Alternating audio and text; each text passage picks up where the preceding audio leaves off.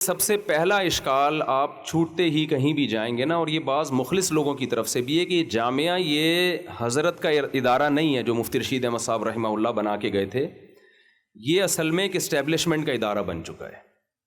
Establishment اس کو چلا رہی ہے۔ دیکھو یہاں پر D G I S P R آیا اور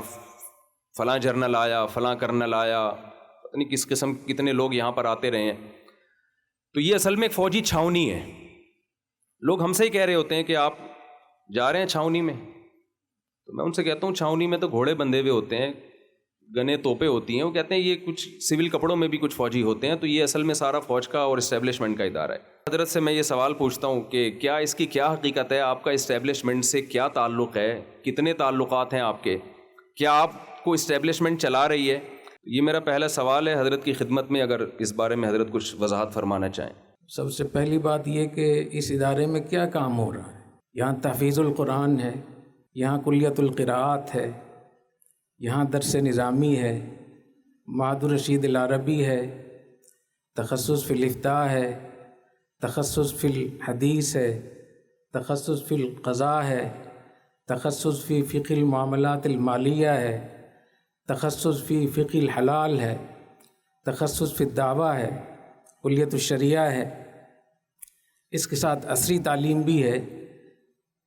تو اس میں کون سی ایسی چیز ہے، جتنے بھی شعبے یہاں شروع ہیں ان پر بات کرنی چاہیے۔ اگر وہ صحیح ہیں اور آپ کا خیال یہ ہے کہ اسٹیبلشمنٹ نے یہ باتیں سمجھائی ہیں آپ کو، تو میرے خیال میں ایسی اسٹیبلشمنٹ کا شکریہ ادا کرنا چاہیے جو اتنے اچھے اچھے پروگرام جاری کروا رہی، اتنا اچھا ادارہ، صفائی ستھرائی، نظم و ضبط ہے، ڈسپلن ہے، اور یہاں کے فارغ ہونے والے لوگ مختلف زندگی کے مختلف شعبوں میں جا رہے ہیں، تو یہ تو اسٹیبلشمنٹ کی آپ تعریف کر رہے ہیں۔ اور اگر یہ ادارے صحیح ہیں، ان کی امت کو ضرورت ہے،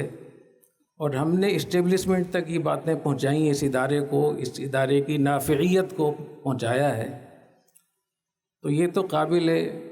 رشک چیز ہونی چاہیے۔ ہمارے مدارس میں، دینی جماعتوں میں جو ایک ماحول ہے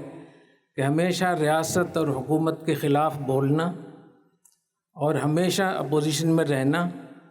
اور ہمیشہ مایوسی اور نا امیدی کا اظہار کرنا، یہ ہمارے دین میں ایسا نہیں ہے۔ کوشش کرنی چاہیے کہ جو کچھ آپ کے پاس پیغام ہے اس پیغام کو ہر طبقے تک پہنچائیں۔ مفتی طارق مسعود صاحب نے کہا کہ لوگ کہتے ہیں کہ اسٹیبلشمنٹ کے لوگ یہاں آتے ہیں۔ اسٹیبلشمنٹ کے لوگ جو یہاں آتے ہیں وہ تو میرے خیال میں 2-3% ہوں گے، باقی رات دن آپ لوگ دیکھتے ہیں، طلبہ آپ حضرات دیکھتے ہیں، یہاں جو کنوکیشن ہوتا ہے، جو تقریبات ہوتی ہیں، یہاں بڑی سطح کے پروفیسر آتے ہیں، وی سیز آتے ہیں، وائس چانسلر آتے ہیں، اور بہت سارے کاروباری لوگ آتے ہیں، بہت سارے جج اور قانون دان حضرات تشریف لاتے ہیں، میڈیا کے جتنے بڑے بڑے نمائندے ہیں، اینکر ہیں، وہ سارے یہاں تشریف لاتے ہیں۔ میرے خیال میں ہمارے معاشرے کا کوئی بھی اہم طبقہ ایسا نہیں ہے جس سے جامعہ کے تعلقات نہ ہو، اور جامعہ ان کے لیے اپنے اکرام نہ کرتا ہو، ان کو نہ بلاتا ہو یا ان کے پاس نہ جاتا ہو۔ تو یہ آپ طلبہ کے لیے، سب کے لیے ایک سبق کی بات ہے کہ لوگوں کے پاس جانا، قبائل کے سرداروں کے پاس جانا، اور با اختیار طبقے کے پاس پیغام لے کر جانا، یہ انبیاء علیہ السلام کی سنت ہے۔ اللہ تعالیٰ نے موسیٰ علیہ السلام سے کہا نا فرعون کے دربار میں جاؤ۔ نبی کریم صلی اللہ علیہ وسلم نے حجاز میں 33 قبائل تھے اور ہر قبیلے کی الگ حکومت تھی، تو نبی کریم صلی اللہ علیہ وسلم ہر قبیلے کے سردار کے پاس خود تشریف لے گئے اور جا کے ان کو پیغام دیا، ان کو دعوت دی۔ تو یہ میں سمجھتا ہوں ہر عالم دین کے پاس ایک پیغام ہونا چاہیے، چاہے وہ حوصلہ افزائی کا ہو، چاہے وہ کلمہ حق کہنے کا ہو، چاہے وہ دعوت دینے کا ہو، اس کا اہتمام کرنا چاہیے۔ اور اس کے لیے میں درخواست کروں گا کہ سیرت کو اگر آپ پڑھیں تو آپ کو اندازہ ہو جائے گا کہ سیرت میں یہ باب کتنا واضح ہے۔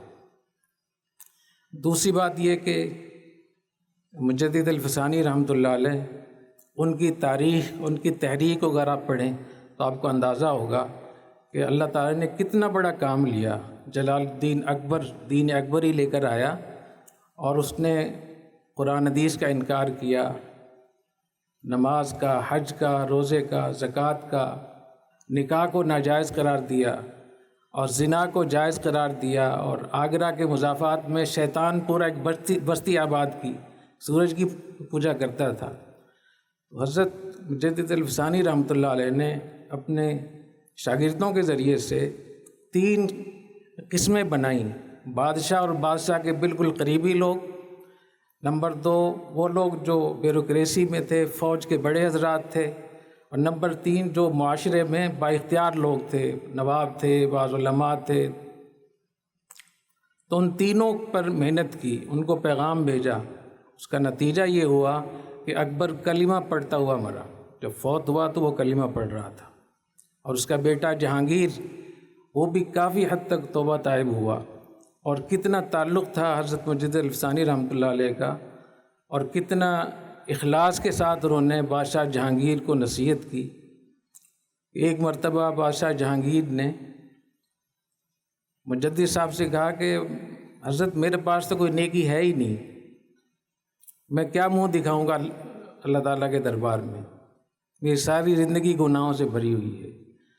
جو مجدد الفسانی رحمۃ اللہ علیہ نے ان سے فرمایا کہ میں آپ سے وعدہ کرتا ہوں کہ میں آپ کے بغیر جنت میں داخل نہیں ہوں گا۔ یہ مجدد کی ایک صفت تھی۔ تو آج بھی ہمیں اس کا اہتمام کرنا چاہیے، بجائے اس کہ ہم مخالفت پر آئیں،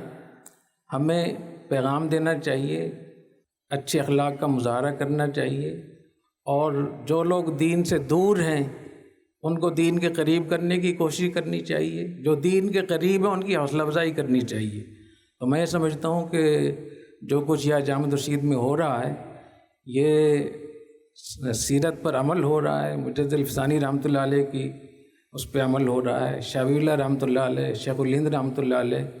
اور تحریک پاکستان میں جو علماء کا حضرت تھانوی رحمۃ اللہ علیہ، مولانا شمس اللہ افغانی، مولانا شبیر احمد عثمانی، مولانا مفتی محمد حسن امرتسری، مولانا خیر محمد جالندری، حضرت مفتی شفیع صاحب مفتی اعظم پاکستان رحمۃ اللہ علیہ، ان سب حضرات نے جو اس وقت کے جو بڑے بڑے لیڈر تھے، قائد اعظم رحمۃ اللہ علیہ، علامہ اقبال، اور اس طریقے سے جو نواب صاحب تھے، نواب لیاقت علی خان، ان سے تعلقات بھی تھے، ملنا جلنا بھی تھا، خط و کتابت بھی تھی، اور وفود کا تبادلہ بھی ہوتا تھا۔ تو میں سمجھتا ہوں کہ اس پر تو اشکال نہیں ہونا چاہیے۔ البتہ اشکال کی بات یہ ہے، جس میں خاص طور پہ آپ کو متوجہ کروں گا، کہ اگر آپ دین کا پیغام لے کر جا رہے ہیں اور ان کو کچھ دینے کے لیے جا رہے ہیں پھر تو ٹھیک ہے۔ اگر آپ ان سے لینے کے لیے کچھ جا رہے ہیں، دنیوی مقاصد حاصل کرنا چاہتے ہیں، یا ان کے ناجائز اقدامات کی تصدیق کرنا چاہتے ہیں، تو حدیث شریف میں آتا ہے کہ ایسا شخص جو بادشاہ کے جھوٹ کی تصدیق کرے، اس پہ اللہ کی بھی لعنت ہو، فرشتوں کی بھی لعنت ہو، اور تمام لوگوں کی بھی لعنت ہو۔ یہ تو الحمدللہ واضح ہو گیا کہ حکمرانوں کے پاس جانا یہ اکابر کی سنت رہی ہے۔ خود موسیٰ علیہ السلام کو اللہ نے فرعون کے پاس بھیجا۔ تو اصل مسئلہ تو یہ نہیں ہے، لیکن جو لوگوں کا سوال ہے وہ سوال یہ ہے کہ ٹھیک ہے، اسٹیبلشمنٹ سے آپ نے تعلق رکھا، آپ نے ان کو سمجھانے کے لیے، دین کے قریب کرنے کے لیے، یا ان سے آپ نے کوئی مشورے لیے، تو لوگ یہ کہتے ہیں کہ آپ انہی کے بن چکے ہیں، اب پالیسیاں ان کی چل رہی ہیں آپ کے اوپر۔ اس کا اگر 2 ٹوک لفظوں میں کوئی واضح جواب آ جائے تو ظاہر ہے کہ میں اس کے جواب میں 2 ٹوک لفظوں میں یہی کہوں گا کہ اسٹیبلشمنٹ کی جو پالیسی ٹھیک ہے، حکومت کی، ریاست کی جو پالیسیاں ٹھیک ہیں، ان میں تو ویسے اطاعت کرنا واجب ہے۔ علیکم بالسمع والطاعہ، جائز چیزوں میں حکومت کے اقدامات کی اطاعت کرنا شرعاً واجب ہے، دھیان سے سنیں، اس پہ عمل کریں۔ تو اگر ان کے جائز کوئی پالیسیاں ہیں اور ہم اس کی حمایت کر رہے ہیں تو اس پہ تو کوئی اشکال نہیں ہونا چاہیے۔ البتہ یہ میں آپ سے 2 ٹوک لفظوں میں پوچھتا ہوں کہ کون سی ایسی پالیسی ہے جو ناجائز ہے اور جامع رشید نے اس کی حمایت کی ہے؟ اس کا آپ بھی 2 ٹوک لفظوں میں جواب دیں۔ میرے علم میں ایسی کوئی بات نہیں ہے کہ کوئی ناجائز چیز تھی اور اسٹیبلشمنٹ میں نے دباؤ ڈال کے ہم سے کروا لی۔ میں نے 29 سال میں ایسا کچھ نہیں دیکھا۔ اسی میں ایک بات اور عرض کر دوں کہ جس کی اولاد ہوتی ہے، بچے ہوتے ہیں، بیٹے بیٹیاں، ان بچوں کی رشتوں کے لیے وہ کیسے کیسے تعلقات قائم کرتا ہے تاکہ اس کی بیٹیوں کے رشتے ہو جائیں، بیٹوں کے رشتے ہو جائیں۔ آپ سب میرے بیٹے ہیں، تو آپ کو تو ہم معاشرے کے مختلف طبقات کے لیے، مختلف شعبوں کے لیے تیار کر رہے ہیں۔ اگر ہمارے تعلقات نہیں ہوں گے آپ کو کون لے گا؟ یہ تو آپ کے لیے ہے تاکہ آپ کے لیے آسانی ہو۔ اگر آپ عدالت میں جائیں، عدلیہ میں جائیں، قانون کے حلقے میں جائیں تو وہاں پہلے سے آپ کے لیے زمین ہموار ہو۔ فوج میں آپ جائیں تو وہاں پہلے سے زمین ہموار ہو، اور کسی اور شعبے میں جائیں تو یہ میں سمجھتا ہوں کہ تعلقات رکھنے پر تو اشکال نہیں ہونا چاہیے۔ اگر کوئی تعلقات نہیں رکھتا اس پہ اشکال ہوتا ہے، وہ رہبانیت ہے، تو رہبانیت ہمارے دین میں نہیں ہے۔